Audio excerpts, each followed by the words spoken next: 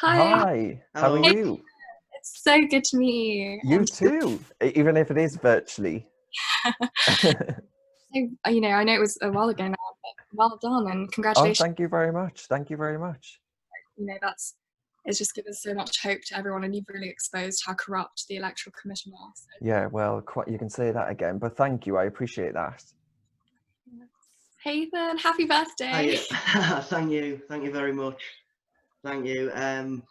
The first question, Darren, that I just want to talk about is how much of a left-wing bias in the education system do you think there is, and what do you think we can do to sort that out as a party, really? I think in so many ways, the Conservative Party hasn't been very good at getting its people onto public bodies.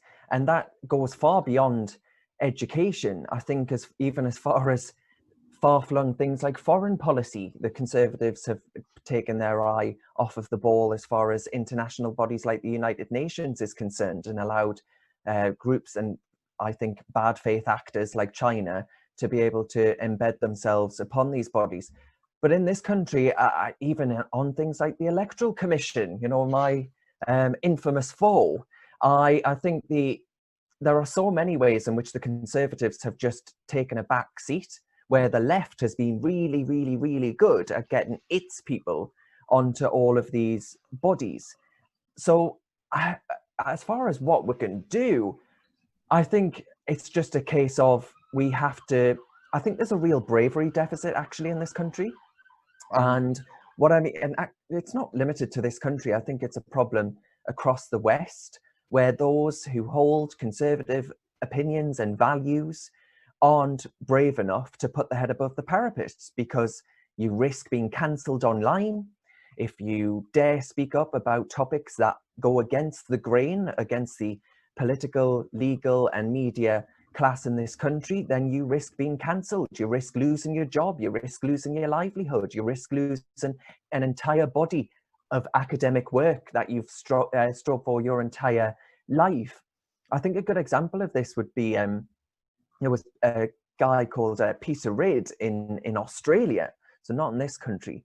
And he did a whole body of work on climate change and on the coral reef. And he was basically cancelled. And he took his university to court, and he won, I think it was 1.2 million Australian dollars in damages. I could be wrong on that amount. And that sort of thing, it's that, that fight back where this Professor Reid thought, I'm not going to allow these people to tell me that just because I hold certain opinions on net zero and all this utter nonsense, in my view, that these people are going to cancel my body of work that I've worked hard for my entire life. I actually think Conservatives just have to be a little bit more brave.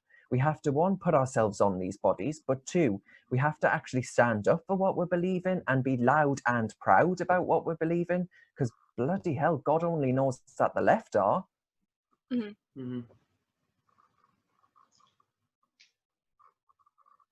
Another one as well is, obviously you're from County Durham yourself. How important is it to appeal to those traditional Labour heartlands, and how do you think not just Boris Johnson but the Conservative Party can appeal to those northern heartlands like North West Durham, which fell, like Bishop Auckland, like Blythe Valley? What's your thoughts on that? Well, I think, I don't think there is a single sort of working class issue. I think most of the country, a majority of the country, a silent majority that aren't found on Twitter, that aren't given platforms on the BBC, that aren't found in our column pages, in our newspapers. These people are just decent, ordinary people that actually quite like their country. And I'm afraid to say that most pockets of the BBC and most pockets of the political and media class in this country probably don't. I don't think there are any specific issues that appeal to people. It's just people just want to be able to access good jobs. They want to know that their kids are going to have access to housing. They want to know that their kids are going to grow up to be better off than they were. They want to strive for better.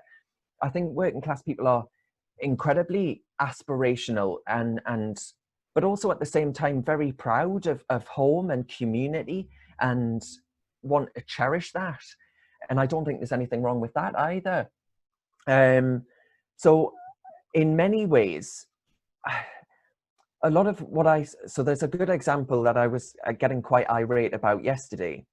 And it was over, so there's a group called the Banks Mining Group that still mine coal, because believe it or not, the United Kingdom still uses coal. What do all of these green groups think make our wind turbines? What do all these green groups think make our infrastructure in this country? We need coal to make cement, right? So, and we're very reliant upon Russia for all of this coal. So the Banks Mining Group wanted to set up an open cast mine in Northumberland. That's about, I think it was 150 jobs. It could be more than that, actually. That's high paid, really good quality jobs for people in the northeast of England, one of the most deprived regions in the United Kingdom. And that's been opposed by the Tories up there, who are pursuing a net zero target, despite the fact, as I've just mentioned, we still need this coal, we still rely on this coal. And it's issues like that where I just think you've got to be really careful that the levelling up agenda just falls to nothing. In the end, it is void of any meaning if we pursue these pet projects that end up ensuring that people can't have access to jobs because we're bankrupting ourselves in pursuit of this target that is completely unachievable and would cost the exchequer about £1 trillion. You know, that's nonsensical.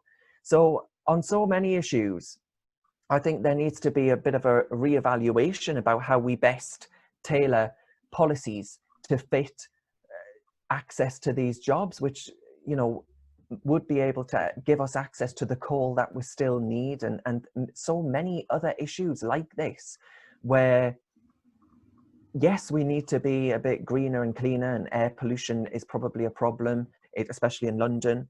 But if people have access to really good jobs to mine the coal that we need, it's one example where I think the Northeast deserves those jobs. Northeast deserves, you know, those. I think at the minute in Northumberland, it's really precarious because they sort of rely on the tourism industry, low paid, precarious work. And actually we're handing them this offer of jobs on this open cast coal site. And apparently the government is a bit reticent to say yes. And I sort of think on things like that, I'm wondering why we elected a Tory government with an 80-seat majority if they're not going to be robust and give working class people access to these jobs and opportunities. So it's things like that where I think that's how you appeal to communities. You give them the access, you give them the aspiration. Actually, I've got a question. Yes, fire ahead. So yeah, policies like the carbon neutral agenda, trying to eradicate all our use of coal, which is hugely damaging, as you said, to many communities in the north of England, and of course to our economy. Mm-hmm. How to what extent do you think these policies will eventually really put off working class voters? Because this is huge, and this is mainly like a metropolitan agenda. What do you think about that? So the miserablest green agenda, I don't think there's any other way of putting it, is highly damaging to working class communities, because what it says is, you know, most of the activist class in the green eco-socialist world are rich enough to be able to take the hit as far as taxation is concerned on flights, on cars, on meat. But they say to working class people, you know, you can't have that. We can have that, but you can't have that. That to me, I find that so deeply objectionable. And it would have a knock-on effect as far as access to cars are concerned, because it would make petrol and diesel cars just completely unusable, because they would just be too expensive to use. Net zero would mean, as I say, that you wouldn't have access to flights, so you wouldn't be able to access holidays. And there are so many ways in which this would be deeply damaging to our wider economy, and especially working class people whose, you know, a disproportionate amount of their money is spent on petrol, food, clothing, footwear, all of these things that would have a massive knock-on effect. I would say to viewers today, look to Australia.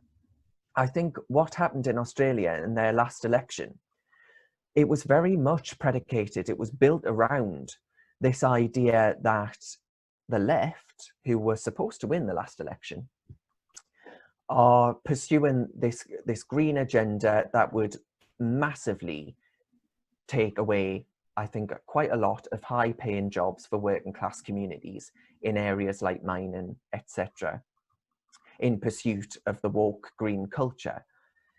And Australians just said, I'm not settling for this. You know, you are not coming.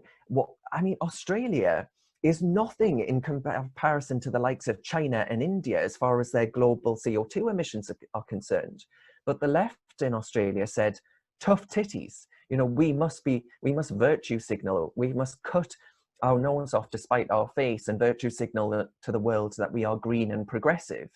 And Australians just said, this is ridiculous. This is patently ridiculous. And I'm not standing for it. You're not going to come for my jobs and livelihood.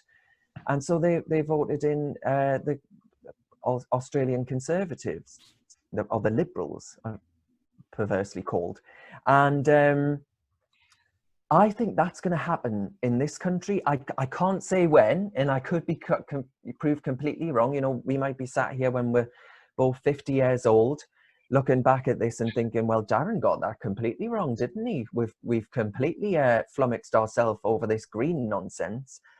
But I think eventually when it starts to cut through, when it starts to hit people on their price of their petrol, when it starts to hit people on the price of basic necessities, when they can't access these flights, when it starts to have a knock-on effect in their shopping baskets, I think people in this country will have had enough with the miserablest green agenda. And what happened in Australia in the last election will happen. And I predict, and I know it's a fool's errand to make predictions, but there will be a party, not unlike the Brexit party, that campaigns on the issue of campaigning against net zero by 2050. And I think it will probably do very, very well. So let's just see.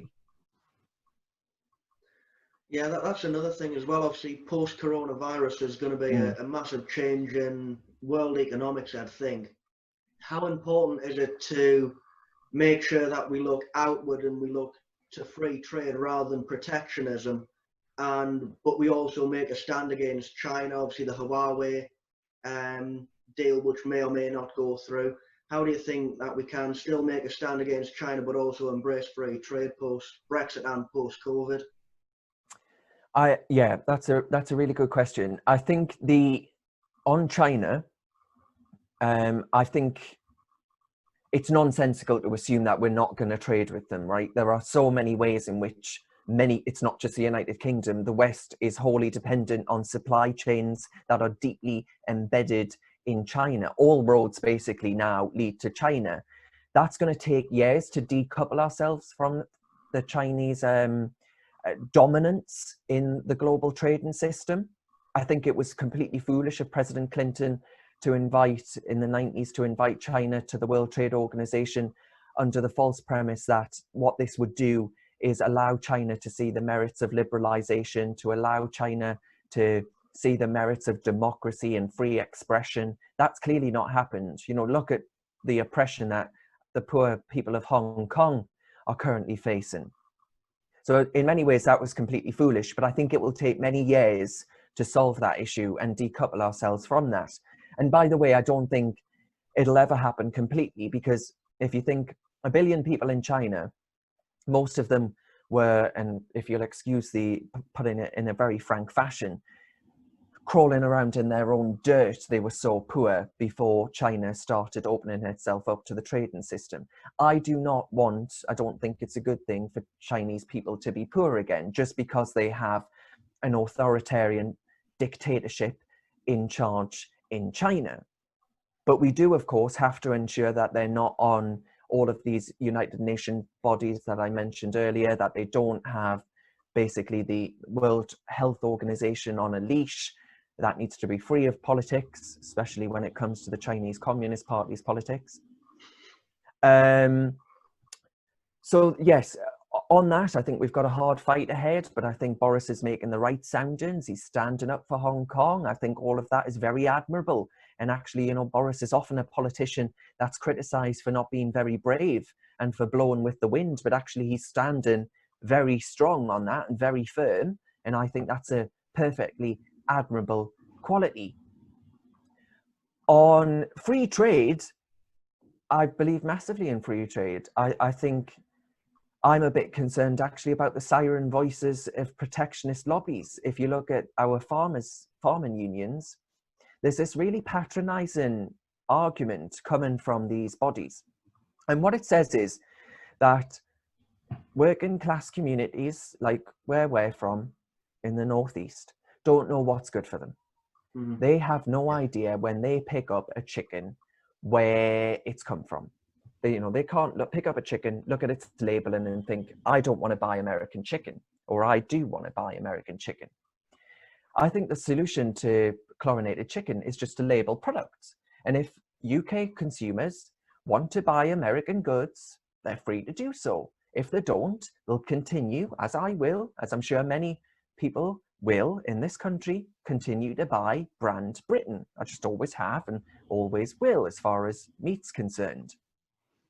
But the idea that working class people just won't value high welfare or so-called high welfare. I actually reject the charge that UK chicken is somehow much better and much, the idea that UK chicken is raised in luxury barns whilst US consumers receive really dirty, horrible conditions as far as their chicken is concerned. It's just not true. That's just not the case. We're quite similar as far as our standards are concerned.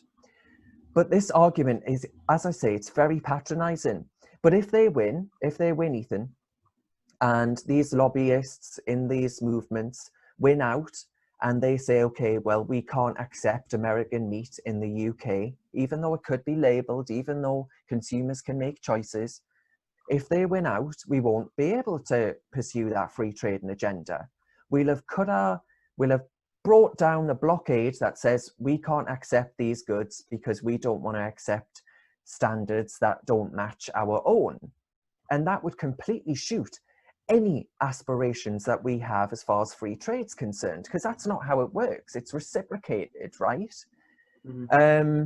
So I'm a bit worried that these protectionist voices will end up winning out, because it sounds like they are going to. And then that will completely shoot our free trade in future, which must happen. That image of the United Kingdom as a buccaneering free trading nation that really pushes this in the world and recognizes the quality, the merits of free trade as far as, one, making our own consumers more prosperous, reducing the prices of food, clothing and footwear in our own country, but also ensuring that the poorest around the world are lifted out of the most extreme poverty. I think there's a really moral case as well as an economic case for it.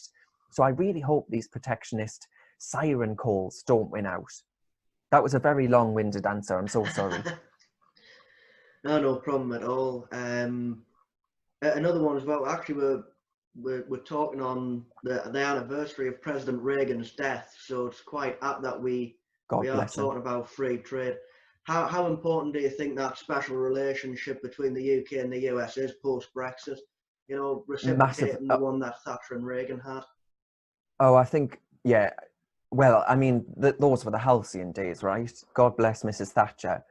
I don't think you can overstate rather the importance of that relationship. I don't think you can overstate the importance of the United States of America and how important it is to have. That's why my heart breaks for what's happening in America at the moment. And I'm deeply concerned about it because the West needs America. So as I say, I don't think you can overstate that. I think it's so important that, and you must remember, whatever you think of President Trump, the United States is much more than one single individual. The United States is much more than its presidency. And we've got to remember that and hold on to that. I think in so many ways, we are still aligning ourselves to EU foreign policy on everything from Iran to China. And it's sort of this halfway house. It's this third way, centrist sallies. That's what we're being at the minute. And I don't think that gets us anywhere. I don't think that achieves anything. I think we should be proud about aligning with America a little bit more, because I think America gets it right for the most part. And if we want to stand up to what China's doing in Africa, as far as, China is very important as far as alleviating Africa's debt burden is concerned. And that puts Africa in a very perilous position, because Africa is now beholden to China. And that's pretty dangerous. And we've just taken our eyes off of the ball. Though I mean the whole West, not just the UK. So aligning with America a bit more and being a bit robust on the United Nations, on the World Health Organization, on the World Trade Organization, and actually standing with America as a united front is incredibly important moving forward. As I say, I've said this about 4 times now, but you can't overstate the importance of that. It's really, really important. Yeah. Do you want to ask a question now, Alice? Yeah, no, I think what Darren was saying is so right. I think if we, have a choice between aligning ourselves with the EU and America, we must choose America. And Darren, what do you think about the possible talks of an EU extension? Oh. I mean, on that aligning with America, I don't think it's a either-or situation, right? We will continue to trade with both of them. But I just think on foreign policy, America gets it right. On extending the Brexit transition, it would just be utter lunacy. I mean, I don't know if you've seen today, but they've demanded that we give them 300 million euros. If it was 300 euros, I'd probably be a little less angry than I am about that. But 300 million euros they want to us to hand over to a scheme that we haven't signed up to, that we haven't benefited from, that we haven't sought funds from, which is their coronavirus emergency fund. Now, that's so important for the EU because the Eurozone straitjacket, that asphyxiating straitjacket that tries to suggest that an economy like Greece is somehow similar to an economy like Germany, and that binds the hands of Greece, so Greece can't devalue its currency when it so clearly needs to, in order to ensure that its companies can compete. And Germany benefits from the fact that the euro doesn't match in any way, shape or form what the Deutschmark would have been and what the price of their imports and exports would have been. So Germany benefits massively, whilst the rest of these poorer economies throughout the Eurozone massively struggles. So that fund is so important for them. But they've said to the UK, come on, mate, cough up. And the UK said, hold on a minute. We haven't benefited from this. We don't need this. The UK's looking after its own. We've got our own fund. We're looking after our own economy. We recognise Brexit's really important because an agile nation state that can respond domestically as far as our economy is concerned, as far as our legislation is concerned, we can respond to this crisis and look after our domestic economy, most of which, by the way, doesn't export, most of which doesn't export to the rest of the world, never mind the EU. So we've got to look after our own after this crisis. And that's why I think it's so important that the UK stands firm on these demands. Because if we extend the Brexit transition period and the Eurozone goes tits up, for want of a better way of putting it, please forgive me if your listeners are offended by that, we need to be pretty firm on this. Otherwise, we'll be liable for so much of this fallout. And we need to be decoupled. Just like I said about China, as far as that decoupling is concerned, we need to be decoupled as far as the backlash, the fallout of a collapse of the euro currency is concerned, because that will massively hit us if we're still fixed within the EU's regulatory orbit. It's so important that we're free from the shackles of that and free to, for once, be able to react and respond in an agile fashion to this COVID-19 crisis.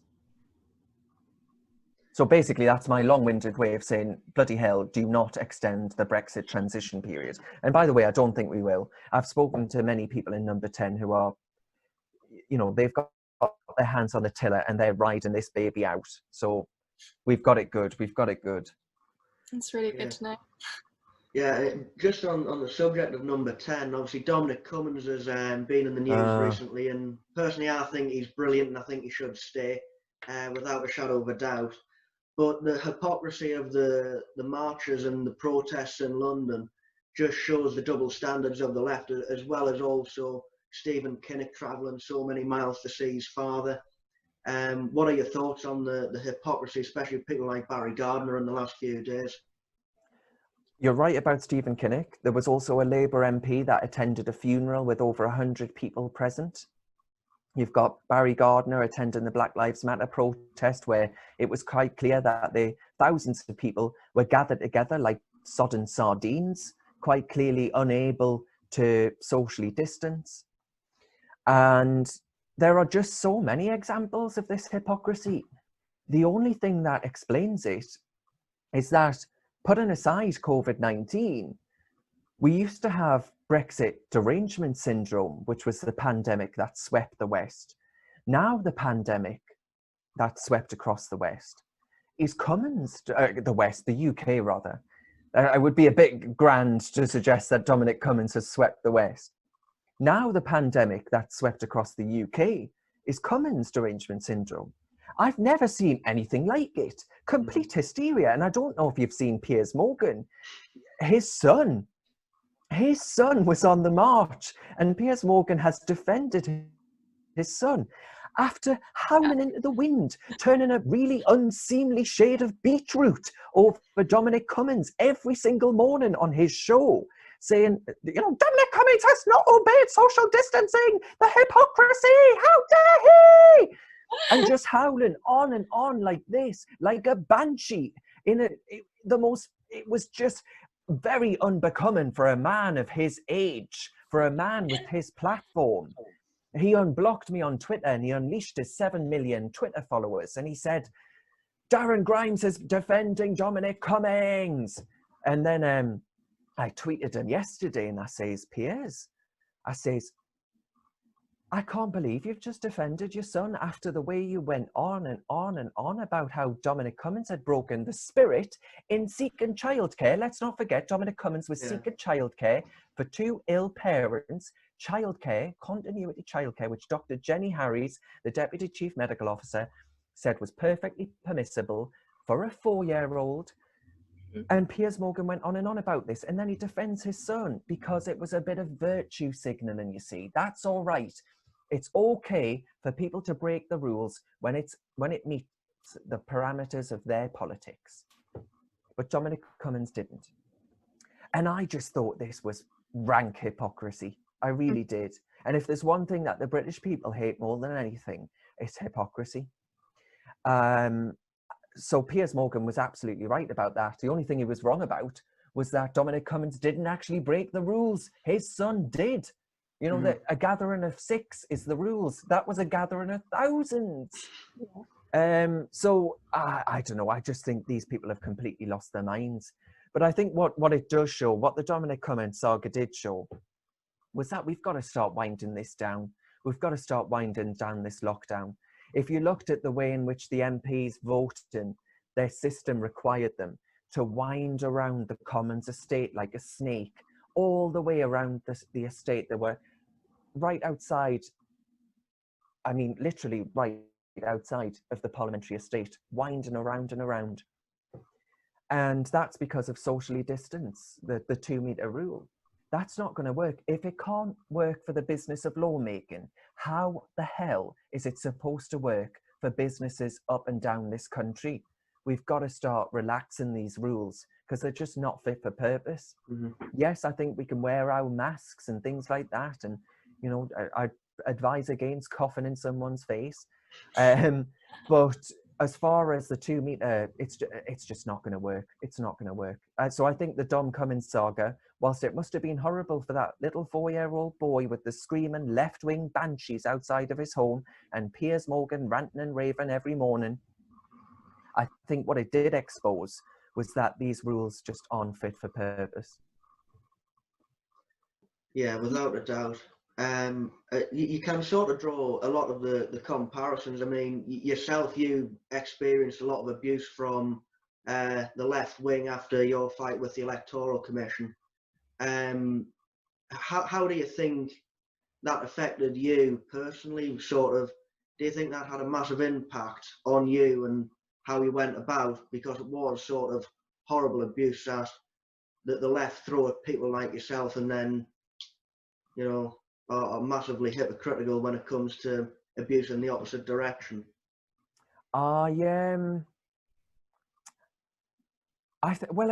obviously it was difficult. I mean, I'm not going to underplay it. It was a horrible experience. 4 years of my early 20s, completely ruined by the fact that the Electoral Commission, you know, after investigating 3 times, after the second time, Jolyon Maugham QC, the man who famously bashed that fox's head in, he came after, he judicially reviewed the Electoral Commission's second decision, and then the Electoral Commission became part of the FBPE mob. Yeah. And I don't think it can ever be right for a regulator to allow itself to become part of the mob, right? It allowed itself to join a really political partisan movement. And that to me is completely unacceptable. But I think things are afoot. Let's just say that. I'm not going to say too much, but I think there are investigations into the Electoral Commission's conduct that are happening now. And I think that's a thoroughly good thing, because the Electoral Commission is at risk of, British democracy relies on volunteers, and it relies on people putting their head above the parapet. If the Electoral Commission becomes part of a partisan mob, it risks putting people off, because volunteers think, well, I don't want what happened to Darren Grimes to happen to me. So that investigation will happen, and I think it will, you know, rule that the Electoral Commission is not fit for purpose. So let's see. But as far as what that taught me, I mean, I'm from the northeast of England, right? I've put up with bigger people than keyboard warriors from the left. So, you know, growing up in a single parent family in County Durham on a council estate, I've put up with bigger bullies than the likes of Piers Morgan. So yeah, it wasn't good, but do I think things are going to change for the better? Yeah, I do. And I don't say that as someone who is naturally all that optimistic about things like that. Mm. Yeah, definitely. And just on when you mentioned the Northeast there, a big burning issue now, as well as obviously HS2 and whether that should go ahead or whether it shouldn't. What's your thoughts on that? Because obviously after this COVID crisis, we could be saving a hell of a lot of money by cancelling HS2. Well, I mean, you know my view on HS2. I just think it's a rich man's toy, and by the time it's built, it'll be outdated technology. And, you know, I just think if we think about, and I can't predict the future, but who knows, by then Elon Musk could have us all driving around in his autonomous vehicles, in his Teslas, self-driving cars. And then we'll need to expand our road capacity. And we'll be looking at this train that we've spent over 100 billion quid on and thinking, bloody hell, lads, that was a bit stupid, wasn't it? And I could just see that coming. You know, the government, I think a good rule for life is judge a project on how much private investment it's got. And HS2 hasn't. It's got a lot of public taxpayer cash. There's no such thing as public money. There's only taxpayer money, as the Bruges Group knows all too well. Yeah. And there is no tax. It is all taxpayer money going into this. So I'm deeply concerned about it. And I'm worried about about government expenditure in general. I mean, I think we're spending, I can't remember what it is off the top of my head, but, you know, debt to GDP is now at 100%. That's worrying. That's deeply worrying. It'll be you've just turned 18, Ethan, today. Happy birthday again. Thank you. But it'll be your generation for the rest of your working life that is having to pay off that debt. You know, I've got 2 brothers that are younger than me back home in the Northeast. They don't have jobs thanks to the COVID crisis. They'll be working for the rest of their lives to try, well, one, to try and get access to jobs, but secondly, their taxes will be paying off our debt for the rest of their working lives. That to me is deeply concerning. I hear all of these lefties saying we're experiencing what it's like right now under socialism. You know, this is how good we could have it. The taxpayer, the government could just fund our lifestyles. Are you having a giraffe? If this is socialism, you know, billions of people squirreled away indoors, billions of people experiencing a global depression, billions of people experiencing their livelihoods and businesses being completely destroyed. If this is socialism, I think you're setting a very good example about why it's a thoroughly good thing that we rejected it overwhelmingly at the last election. But this is what people have got to recognize. And I think it'll be a very, very good and I think harsh, well, not good, it won't, I take that back, it won't be good at all. It'll be a harsh medicine to show our young people just how awful it is for our country to be in massive amounts of debt. Because this is what it would have been like. Can you imagine if we'd elected Jeremy Corbyn and it was Jeremy Corbyn getting us through this? Imagine what our debt would be then. Mm-hmm. Yeah. We've really got to get serious about this. And it can't be, we can't just keep spending like there's no tomorrow. It's serious. It's really serious. I can't say that strongly enough. I've said that a lot throughout this interview, but I mean it this time. Well said. Yeah, completely. Yeah, well, it's been fantastic talking. And I mean, like we were saying earlier, I mean, it's really important that young people understand how socialism has failed in the past and how even bad it is that's now. another example of, you know, groups like the Bruges Group and what yous are both doing online, and why I set up Reasoned, which I'd recommend everyone to check out. It's just so important that we do start to explain these ideas. It's so important that conservatives do speak up. It's so important that the left doesn't have dominance over our media narrative, over the political narrative, over even the legal narrative. It's so important that we start to have a fight back on these things. And that's, you know, I can't stress that strongly enough, because it's the next generation that will suffer. It really, really is. So it's time to start speaking eloquently, as you both do, and openly and proudly about the value of common sense, conservative ideas and values. Definitely. Yeah, definitely. I couldn't agree more. And also, you know, we do need to be looking back to the past on the examples of where socialism has failed, but also when capitalism and free markets and the freedom to choose has worked in the 1980s, like we were talking about earlier with President Reagan and Mrs. Thatcher. We could certainly be taking some examples from then now. You know, Freeport's are a fine example up in Teesside in the northeast. Those are going to be absolutely fantastic. Ben Houchen's doing a great job in the mayoralty there. But I think around the country we could be taking so much from those two leaders and putting them into perspective now, and hopefully Boris Johnson does do that. Absolutely. Yeah. Have you got any more questions, Alf? Well, I think on the subject of economics, and of course you are, you know, rightly standing up against HS2 and what that would mean for our taxpayers. Then what do you think we could do going forward to help lift us out of poverty, seeing as we are about to incur a major economic downturn because of COVID-19, because of lockdown, and because of the destruction of small businesses and livelihoods? What do you think our government should be prioritising and looking at in order to revitalise and rebuild our economy in the years and decades to come? Well, is that, I'm going to get this wrong, but there's that quote by Winston Churchill, which is trying to tax yourself to prosperity is a bit like standing in a bucket and expecting you to be able to lift yourself up. I think that's right. I think that stands and rings true right now. We can't possibly tax ourselves to prosperity.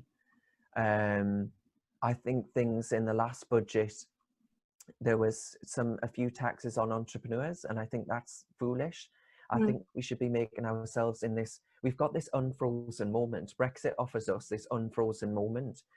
The ice is thawing right now as we speak. We're chipping away at that ice. And as soon as we're free from that, once it's fully thawed, we've got to make sure that our businesses are free to compete on the global stage. We've got to make sure that our consumers are free to, they know best how to spend their own money.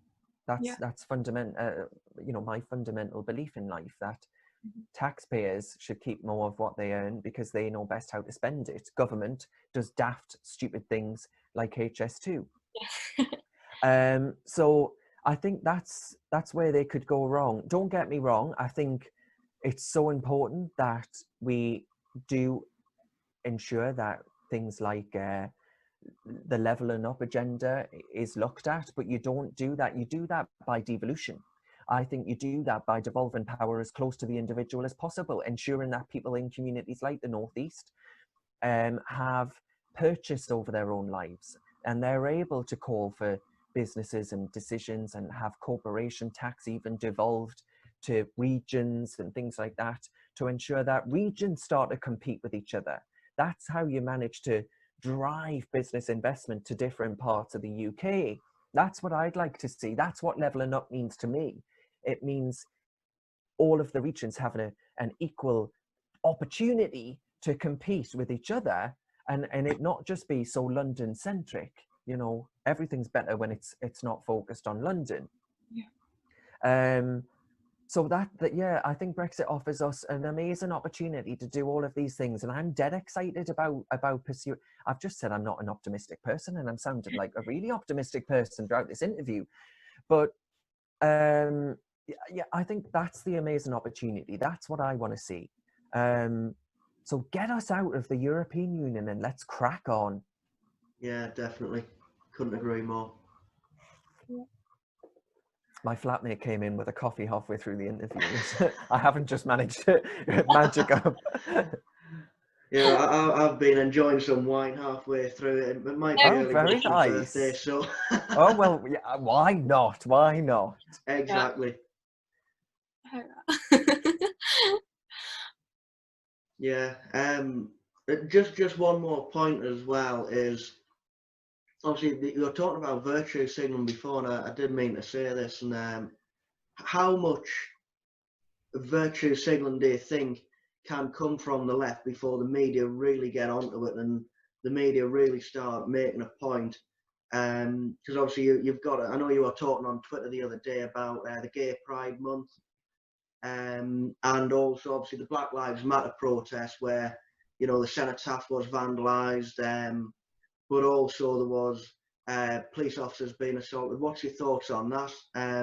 Especially with celebrities virtue signalling sort of a woke culture. Meghan Markle was a prime example the other day against President Trump as well. Well, my hope, and this is a hope, is that once we get through COVID, once we've survived potentially fatal virus, although, you know, how fatal is arguable given what we've experienced so far, but a potentially fatal virus that is definitely fatal for a certain category, tends to be older people, is that we start to evaluate what's important in life, that we start to look at these things like arguments over gender neutral bathrooms, we start gender neutral changing rooms, that we start to evaluate the importance of things like a Pride Month in a country that has, you know, I as a gay man can get married if I want. I'm protected in law. I've got equality. Trans people are protected in law. They've got equality and protections. You know, as Dr. Debbie Hayton, a trans activist, writes so beautifully, I'd advise everyone to check her out.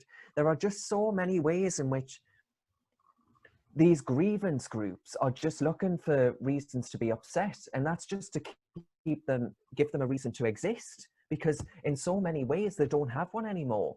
You know, the gender pay gap is a good example. They're not comparing like for like jobs, they're comparing a cabin crew with the pilot, That's not a meaningful comparison. Of course, you're going to find a wage gap when you compare the cabin crew with the pilot. I think there are just so many ways in which I hope we look at all of this, look at all of these stupid arguments that we've been having over recent years, and we just say, this doesn't matter.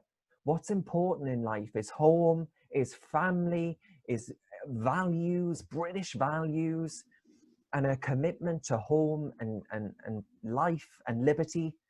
And we just start to reject this complete and utter boring nonsense and start to re-evaluate what matters. That's my hope. So I'll probably have to leave you with that note. Mm-hmm. But that's my real hope, that we just reject this and we just say, look, we're not going to listen to you anymore. We've had enough. This is nonsense. We cannot accept that you would brutally attack innocent British officers for United States police brutality. They have nothing to do with that. This isn't justifiable. This is nonsense, and we reject it. And we stand up against this and just say enough is enough. I think that's a fantastic note to end on. Thank you very much for joining us. Really appreciate it. You're very welcome. You're very welcome. And keep up the good work, both of you. Thank you very much, and you too as well. Fantastic job you do as well on Twitter as well. Getting the point across.